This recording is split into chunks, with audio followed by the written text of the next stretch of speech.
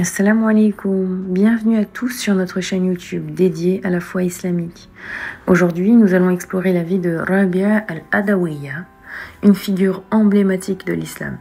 Nous allons découvrir comment sa foi inébranlable et sa quête de connaissances ont inspiré des générations.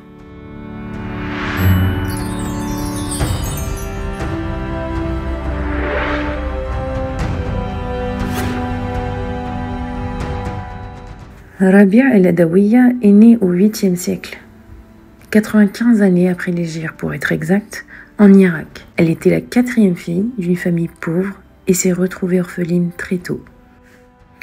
Elle a alors été vendue comme esclave à un maître sans pitié. On raconte d'ailleurs que son maître l'a finalement libérée après l'avoir vue prier.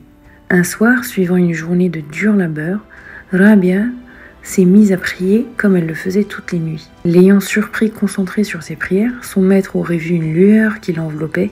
Il prit alors peur et décida de la libérer immédiatement. Affranchie, elle décida de mener une vie d'ascète et de se retirer dans le désert où elle passait des heures en prière et en méditation.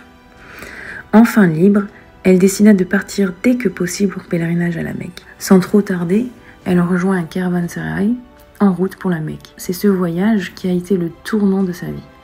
En route pour la Mecque, la mule qui transportait ses affaires succomba au voyage et ses compagnons de voyage lui proposèrent de l'aider, mais en tant qu'ascète, elle refusa l'aide de tout autre qu'Allah et parvient à terminer son voyage sans avoir besoin de l'aide d'un mortel. Rabia était reconnue pour sa profonde dévotion à Dieu. De retour du pèlerinage, elle s'installa ensuite à Basra, où une communauté grandissante de disciples se formait autour d'elle. Son amour pour Dieu était sa principale source de force et lui valut le reste de tous. Elle refusa les demandes en mariage de tous ses prétendants, aussi pieux, riches ou puissants soient-ils. Cela afin de s'adonner entièrement à l'adoration. Les ascètes dans l'islam considèrent le mariage comme un obstacle à l'accès de l'amour divin pur. On rapporte qu'à la nuit tombée, en se préparant pour prier jusqu'à l'aube, elle avait pour habitude de commencer avec ces mots. « Mon Dieu, les étoiles resplendissent, les yeux dorment, les rois ferment leurs portes. Chaque amant se retire avec son aimé, et me voici, je demeure entre tes mains. » Le grand savant Al-Attar surnomma Rabia l'héritière de Maryam en référence au célibat de Rabia. Rabia était donc également connue pour sa quête incessante de connaissances, si bien que les plus grands savants et politiques de son temps fréquentaient régulièrement son habitation modeste qui servait de lieu d'instruction. Pour elle, la connaissance était le chemin qui mène à Dieu. Elle apprenait et composait des poèmes montrant ainsi l'importance de l'éducation dans la foi. Bien avant les grands soufis, les plus connus aujourd'hui, Rabia était l'une des premières à dépasser la démarche ascétique traditionnelle pour appeler à l'union parfaite avec Dieu. Ses disciples ont contribué au rayonnement spirituel de ses enseignements et à leur transmission jusqu'à nos jours. Grâce à sa vie, nous pouvons apprendre deux choses essentielles: la foi pure et inébranlable en Dieu et la quête constante de connaissances. Ces valeurs sont un exemple pour nous, qui vivons dans les gouffres des mondanités et des tentations. La vie des savants est tout aussi, voire plus semée d'embûches que les nôtres. Leur acharnement dans la quête du savoir et dans la perfection de leur foi est digne d'être pris en compte et doit nous servir d'exemple. Rabia al-Adawiyya est en ce sens hors pair.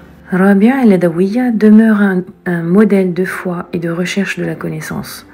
Sa vie nous rappelle l'importance de la spiritualité et de l'éducation dans l'islam. Elle meurt à Basra, presque à l'âge de 90 ans, en l'an 185 de l'Hégire. Aujourd'hui, elle est le symbole de l'amour spirituel au féminin.